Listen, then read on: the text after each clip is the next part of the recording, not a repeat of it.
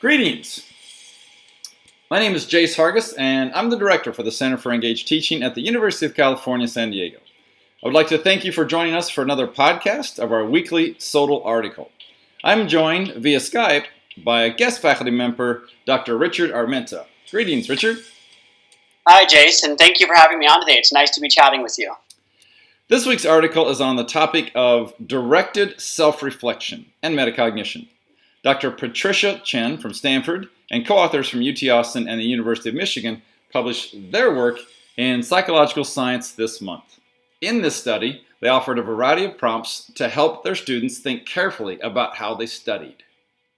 The study was conducted in an Introduction to Statistics course, and students were randomly either assigned to an intervention condition where they received the prompts to deliberately think about the exam, the resources that they had, and to plan how to use those resources, as well as a reminder about the exam, or to a control condition where the students just received a reminder about the exam.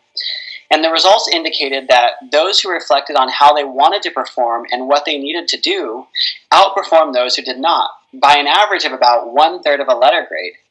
And the authors noted that the students' performance prior to the exam and their high school GPAs, as well as the grades that the groups hoped to achieve, were not statistically different between both conditions.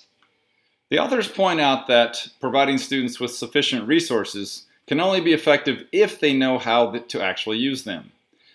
Prior research by Pintrich, Zimmerman, and actually I've published some research in this area on measuring students' self-regulating ability and found that many students are unable to integrate strategies without guidance.